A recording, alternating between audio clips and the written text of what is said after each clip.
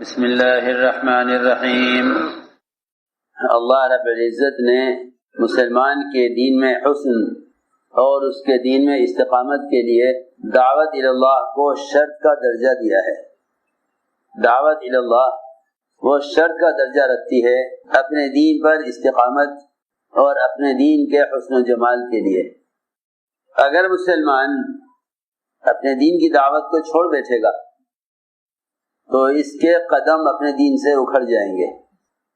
یہ قرآن کی آیت کا مفہوم اور قرآن کی آیت کا اصل تقاضا یہ ہے، کیونکہ اللہ کے بندوں کو اللہ کے دین کی طرف لانا یہ دین کی اصل نصرت ہے۔ یہ دین کی اصل نصرت ہے۔ مسلمان کی نصرت غیر مسلم بھی کر دے گا، مسلمان کی نصرت غیر مسلم بھی کر دے گا، لیکن غیر مسلم اسلام کی نصرت نہیں کرے گا۔ اسلام کی نصرت وہ صرف مسلمان کرے گا، لیکن اس زمانے میں مسلمان پر مال خرچ کرنے کو دین پر خرچ کرنا سمجھ رہا ہے۔ مسلمان پر مال خرچ کرنے کو دین پر مال خرچ کرنا سمجھ رہا ہے، جس کی وجہ سے دعوت اللہ پر جان، مال اور وقت، ان تینوں کا دعوت اللہ پر خرچ ہونا امت میں سے ختم ہو گیا تھا، کیونکہ قرآن نے اللہ کے دین کی نصرت دعوت اللہ کو فرمایا ہے۔ اللہ نے شرط لگائی ہے، ان تنصروا اللہ ینصرکم ویثبت اقدامکم، کہ اگر تم اللہ کے دین کے مددگار ہو تو اللہ رب العزت یقیناً تمہاری مدد کرنے والے ہیں اور تمہارے قدموں کو دین پر جمانے والے ہیں۔ بڑی بڑی بادشاہتیں وہ ایک ایک صحابی کو اسلام سے ہٹانے کے لیے استعمال ہوئی، لیکن ایک فرد بڑی بڑی بادشاہوں سے مقابلہ کر لیا کرتا تھا اپنے دین کی حفاظت کے لیے۔ ایک فرد، آج مسلمانوں کا ایک بڑا مجموعہ ایک ملک میں ایک قانون کی اپنے دین کے خلاف ایک قانون کا مقابلہ کرنے سے معذور ہے۔ ایک ملک کے ایک قانون کے دین کے خلاف اس کے مقابلہ کرنے سے مسلمان اپنے آپ کو معذور کہہ رہا ہے کہ ہم کیا کر سکتے ہیں؟ میری بات توجہ سننا۔ اس زمانے میں ایک فرد ساری بادشاہت کے مقابلے میں ایک فرد اپنے دین پر قائم رہتا تھا۔ بلکہ اتنا ہی نہیں، صحابہ کرام کی بہت مختصر جماعتوں نے پورے ملک کو اور پورے علاقوں کو فتح کیا ہے۔ ان فتوحات کا تعلق صحابہ کرام کی کثرت سے یا قوت کی زیادتی سے بالکل نہیں تھا، بلکہ صحابہ کرام فرماتے ہیں کہ ہماری مدد کا اصل سبب وہ اللہ کے بندوں کو دین کی طرف لانا تھا۔ تو میں نے عرض کیا کہ دعوت اللہ صرف یہی راستہ تھا امت کی غیبی نصرت کا اور دین میں حسن و جمال اور دین پر استقامت کے پیدا ہونے کا۔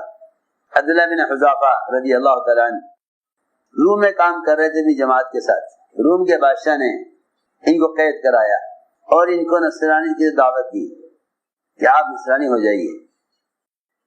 عبداللہ بن حذافہ رضی اللہ عنہ فرمایا کہ میں اپنا دین نہیں چھوڑوں گا۔ بادشاہ نے لالچ دیا کہ آدھا ملک آپ کا ہے، آپ نصرانی ہو جائیے، میں آپ کو اپنی آدھی بادشاہت دیتا ہوں۔ اس بات کو ذہن میں رکھ کر سوچا جائے کہ اس زمانے میں مسلمان دنیا کی کتنی معمولی چیزوں کے لیے دین کے احکام کو توڑ رہا ہے۔ یہی کہتا ہے کہ عمل ہو یا نہ ہو میں مسلمان ہوں، زکوٰۃ ہو یا نہ ہو میں مسلمان ہوں۔ حالانکہ اپنے آپ کو مسلمان ثابت کرنے کا مطلب یہ ہے کہ اگر ساری کائنات ایک مسلمان کو اس کے دین کے ایک حکم سے ہٹانے کے لیے جمع ہو جائے تو یہ اپنے دین کا حکم کو نہ چھوڑے۔ اسے کہتے ہیں اپنے آپ کو مسلمان ثابت کرنا۔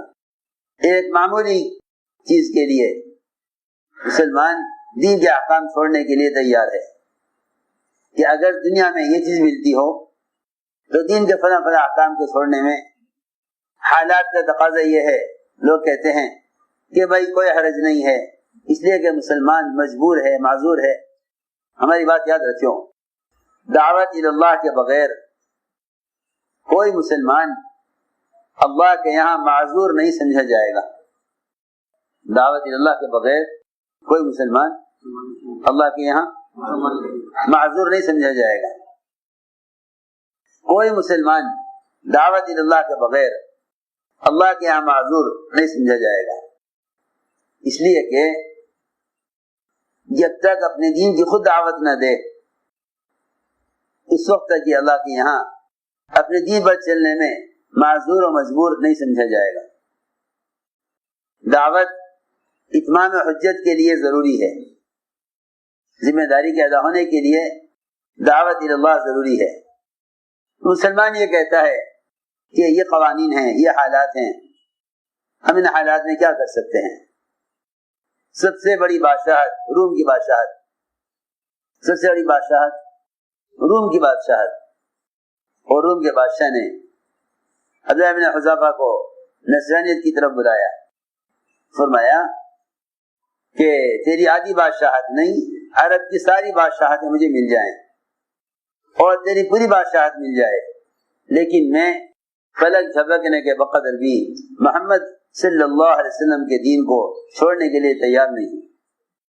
بادشاہ اس سے مایوس ہو گیا کہ یہ لالچ میں آنے والے نہیں ہیں، لالچ میں آنے والے نہیں ہیں. بادشاہ نے کہا تو میں تمہیں قتل کروں گا، اس لیے کہ مسلمانوں کی آزمائش چند چیزوں میں ہوگی.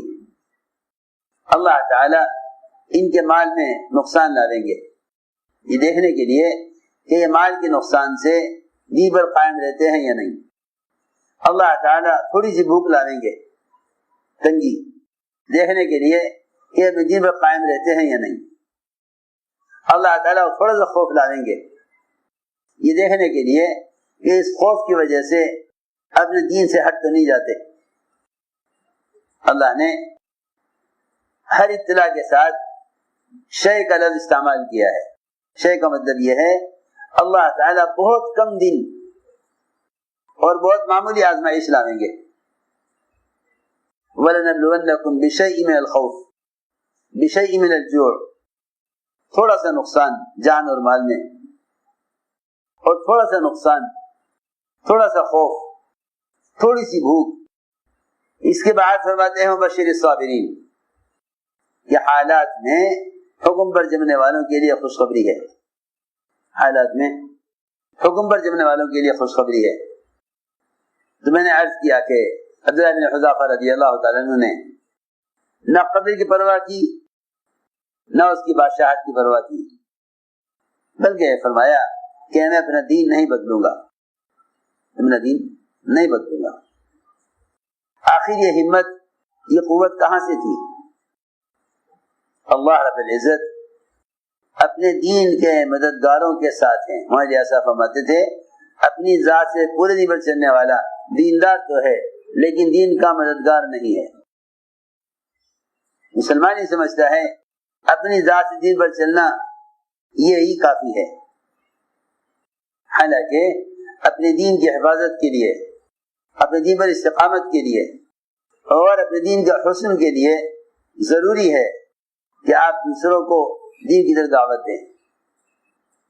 کیونکہ جو حق کی طرف داعی ہوتا ہے وہ باطل کی دعوت کو قبول نہیں کرتا. جو حق کی طرف داعی ہوتا ہے وہ باطل کی دعوت کو قبول نہیں کرتا. جو آدمی کام کرتے کرتے بھی کام سے بیٹھ جاتا ہے، میری بات دھیان سے سننا، جو کام کرتے کرتے بھی کام سے بیٹھ جاتا ہے ان کو غیر اپنے دین کی طرف دعوت دینے لگتے ہیں. جو دعوت کا کام کرتے کرتے بھی کام سے بیٹھ جاتا ہے غیر انہیں اپنے دین کی طرف دعوت دینے لگتے ہیں. کعب بن مالک رضی اللہ تعالیٰ عنہ سوائے بدر کے انہوں نے اللہ کے راستے کا کوئی تقاضا چھوڑا نہیں، ہر موقع پر نکلے، ہر موقع پر نکلے. کعب بن مالک رضی اللہ تعالیٰ عنہ انہوں نے سوائے بدر کے کوئی تقاضا اللہ کے راستے کا چھوڑا نہیں، سوائے تبوک کے کہ تبوک میں نہ جا سکے،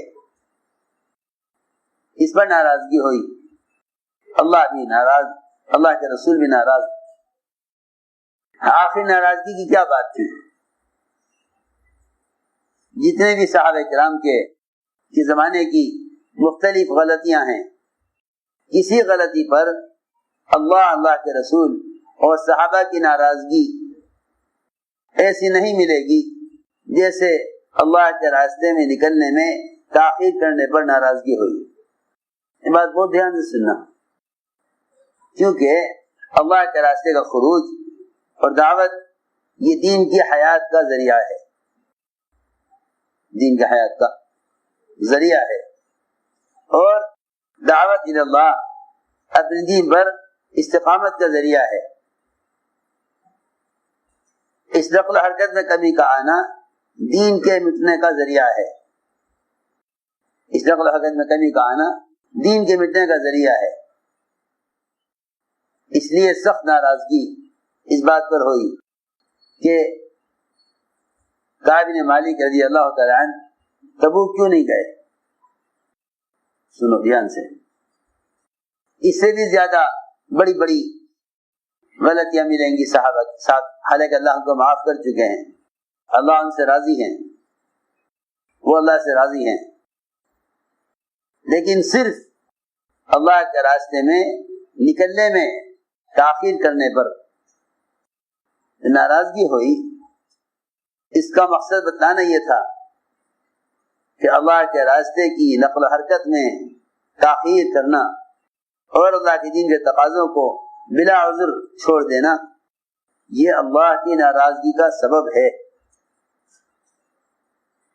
اس لیے کہ صحابہ کرام سے اللہ نے جو کچھ بھی کروایا، صحابہ سے اللہ نے جو کچھ بھی کروایا، وہ قیامت تک آنے والی امت کو راہ دکھلانے اور قیامت تک آنے والی امت کو ہدایت کا سبق سکھلانے کے لیے فرماتے تھے۔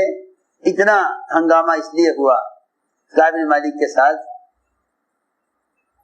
تاکہ امت یہ جان لے کہ اللہ کے راستے کی نقل و حرکت میں کمی کرنا اللہ کی ناراضگی کا سبب ہے۔ چنانچہ میں عرض کر رہا تھا کہ 50 راتیں کعب بن مالک پر گزری، پورے مدینہ منورہ میں ان سے کوئی سلام کلام کرنے والا نہیں۔ ان کا چچا کا لڑکا جو انہیں سب سے زیادہ محبوب تھا، اس سے پوچھا کہ یہ تو بتلاؤ کہ مجھے اللہ کے رسول سے محبت ہے نا؟ اس نے کہا کہ اللہ جانے اللہ کے رسول جانے، میں کچھ نہیں کہہ سکتا، کیونکہ اگر تمہیں ان سے محبت ہوتی تو تم ان کے کام سے پیچھے نہ رہتے، ان کے کام سے پیچھے نہ رہتے، اس لیے میں نہیں جانتا کہ تمہیں اللہ کے رسول سے محبت ہے یا نہیں ہے، اگر ہوتی تو تم ان کے کام سے پیچھے نہ رہتے۔ یہی جواب کا مقصد تھا ان کے، اللہ جانے اللہ کے رسول جانے کہ آپ کو ان سے محبت ہے یا نہیں ہے۔ مجھے تو آج یہ کرنا تھا کہ کعب بن مالک رضی اللہ تعالیٰ عنہ کے تبوک میں نہ جانے پر جو ناراضگی ہوئی، غسان بادشاہ نے انہیں خط لکھا، غسان بادشاہ نے خط لکھا کہ تمہارے ساتھی محمد صلی اللہ علیہ وسلم نے تمہارے ساتھ معاملہ بڑی جفاقت کیا ہے، تم ضائع ہونے کے لیے نہیں ہو اور تمہیں بڑی ذلت میں ڈال دیا ہے، تم مدینہ چھوڑ کر ہمارے پاس آ جاؤ، مدینہ چھوڑ کر ہمارے پاس آ جاؤ۔ غسان بادشاہ جس سارا مدینہ کانپتا تھا، اس کی طرف سے خط، ایسے حالات میں جب پورے مدینہ منورہ میں کوئی کعب بن مالک کے سلام کو جواب دینے والا نہیں، کوئی ساتھ دینے والا نہیں، سب ناراض۔ اللہ کی شان، حضرت کعب بن مالک نے خط پڑھا اور خط پڑھ کر یہ فرمایا ایک مصیبت تو ختم نہیں ہوئی تھی کہ دوسری مصیبت آ گئی، اور خط کو تنور میں ڈال دیا، آگ جل رہی تھی، خط کو تنور میں ڈالا، جلایا اس کو، یہ بتلانے کے لیے کہ اگر ہم میں آپس میں کوئی بات ہے یا اللہ کے رسول صلی اللہ علیہ وسلم ناراض ہو گئے ہیں اس کا مطلب یہ نہیں ہے کہ ہم مدینہ چھوڑ کر تمہارے پاس آ جائیں. مجھے ذکر کرنا تھا کہ ایک موقع ہوا کعب بن مالک کے نہ نکلنے کا. اسی میں غسان بادشاہ نے کہا ہمارے پاس آ جاؤ. یہ فرماتے تھے جو اپنے دین کا داعی ہوگا وہ دوسرے کا مدعو نہیں ہوگا. جیسے آپ اگر اپنے گھر میں لوگوں کو دعوت دے کر بلائیں، اگر آپ اپنے گھر میں لوگوں کو دعوت دے کر بلائیں تو اس دن آپ کسی اور کی دعوت قبول نہیں کریں گے کہ میں تو خود اپنے گھر میں لوگوں کو دعوت دے رہا ہوں، میں آپ کی دعوت قبول نہیں کر سکتا.